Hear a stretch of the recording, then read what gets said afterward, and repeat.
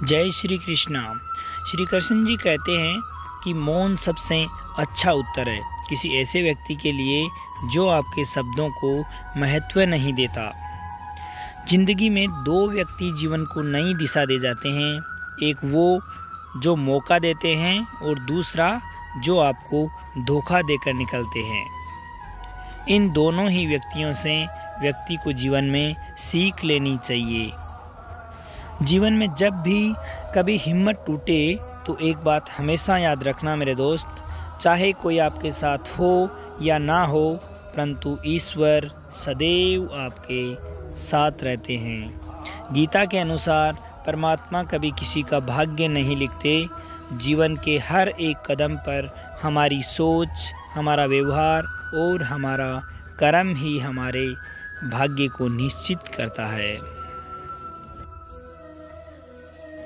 एक बार की बात है, महात्मा बुद्ध किसी गांव में ठहरे हुए थे। वे प्रतिदिन शाम को वहां पर सत्संग किया करते थे। भक्तों की भीड़ होती थी क्योंकि उनके प्रवचनों से जीवन को सही दिशा बोध प्राप्त होता था।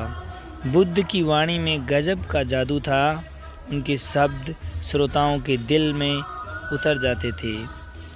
एक युवक जो प्रतिदिन महात्मा बुद्ध के प्रवचन सुनने के लिए आया करता था, एक दिन जब प्रवचन समाप्त हुए तो वह बुद्ध के पास गया और बोला, महाराज, मैं काफ़ी दिनों से आपके प्रवचन नित्य सुनता आ रहा हूँ, किंतु इसके उपरांत भी मैं अपने गृहस्थ जीवन में वैसा सदाचार क्यों नहीं कर पाता जैसा यहाँ से सुनकर जाता हूँ। इससे सत्संग के महत्व पर शंका भी होने लगती है। बताइए महाराज, मैं क्या करूं? बुद्ध ने युवक को बांस की एक टोकरी देते हुए उसमें पानी भरकर लाने के लिए कहा। युवक टोकरी में जल भरने में असफल रहा। बुद्ध ने यह कार्य निरंतर जारी रखने के लिए कहा तो युवक प्रतिदिन टोकरी में जल भरने का प्रयास करता, किंतु सफल नहीं हो पाता। कुछ दिनों बाद बुद्ध ने उससे पूछा, इतने दिनों से टोकरी में लगातार जल डालने से क्या टोकरी में कोई फर्क नज़र आया? युवक बोला, एक फर्क जरूर नज़र आया महाराज।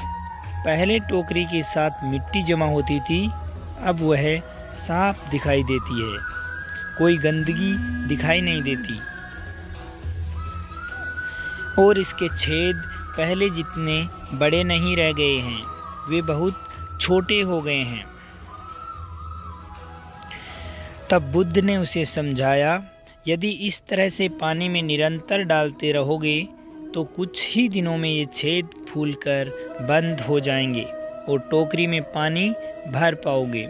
इसी प्रकार जो निरंतर सत्संग करते हैं उनका मन एक दिन अवश्य निर्मल हो जाता है। अवगुणों के छिद्र भरने लगते हैं और गुणों का जल भरने लगता है। युवक ने बुद्ध से अपनी समस्या का समाधान पा लिया था। निरंतर सत्संग से एक दुर्जन व्यक्ति भी सज्जन हो जाता है, क्योंकि महापुरुषों की पवित्र वाणी उनके मानसिक विकारों को दूर कर उनमें सदाचारों का आलोक प्रसारित कर देती है। तो प्रेम से बोलो, श्री राधे राधे।